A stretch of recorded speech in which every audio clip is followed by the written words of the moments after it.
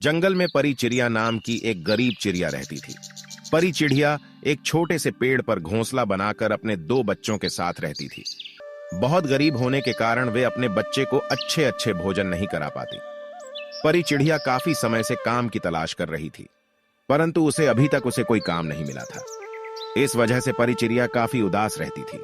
परी चिड़िया हमेशा यही सोचती रहती थी कि अगर जल्द ही मुझे कोई काम नहीं मिला तो मैं अपने बच्चों को कहां से खिलाऊंगी।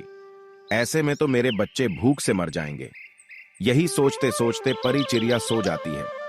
अगले दिन सुबह होते ही परी चिड़िया लाडो चिड़िया के पास जाती है और बोलती है, लाडो बहन, अरे ओ लाडो बहन, कहाँ हो? जरा बाहर निकलो तो। क्या हुआ परी बहन, इतनी सुबह सुबह क्या बात है? सब ठीक तो है ना? नहीं लाडो बहन, कुछ भी ठीक नहीं है। मैं काफी दिनों से काम की तलाश कर रही हूँ, पर मुझे कहीं काम नहीं मिल रहा है। अगर तुम्हारे पास कोई काम हो तो बताओ। मेरे बच्चे भूख से तड़प रहे हैं। अगर मुझे जल्द ही कोई काम नहीं मिला तो मेरे बच्चे भूख से मर जाएंगे। परी बहन, मेरे पास तो अभी तो कोई काम नहीं है। क्यों ना तुम मिट्ठू सेठ के पास चली जाती हो? उनके पास तुम्हारे लिए कोई ना कोई काम जरूर होगा। शायद तुम्हें वहाँ कोई काम मिल जाए। ठीक है लाडो बहन, अगर तुम कहती हो तो मैं कल मिट्ठू सेठ के पास जाऊंगी और अपने लिए कोई काम मांगूंगी। शायद मिट्ठू सेठ मुझे कोई काम दे दे। इतना कहकर परी चिड़िया अपने घर चली जाती है। अगले दिन सुबह होते ही परी चिड़िया मिट्ठू सेठ के पास जाती है और बोलती है, मिट्ठू सेठ जी, मेरी मदद कीजिए।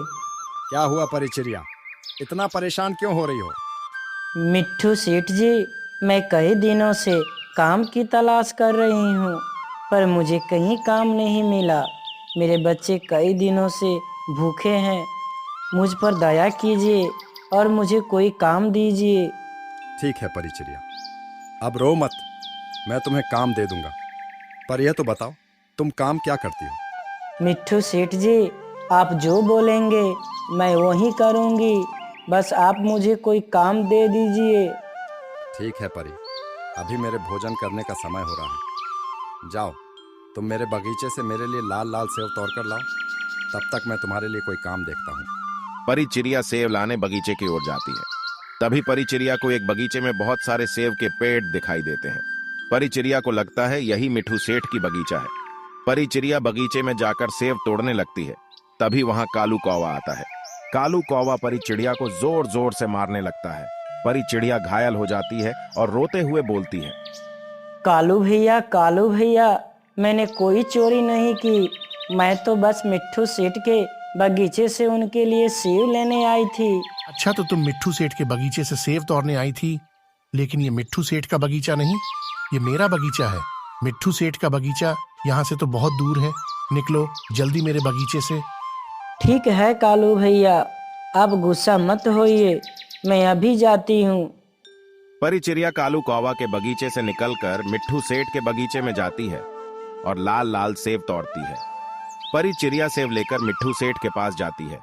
मिट्ठू सेठ परी चिड़िया को काम पर रख लेता है। अब परी चिड़िया मिट्ठू सेठ के बगीचे को रखवाली भी करने लगती है। बदले में मिट्ठू सेठ परी चिड़िया को बहुत सारे पैसे देता है। परी चिड़िया अपने बच्चों के साथ अब खुशी खुशी से रहने लगती है।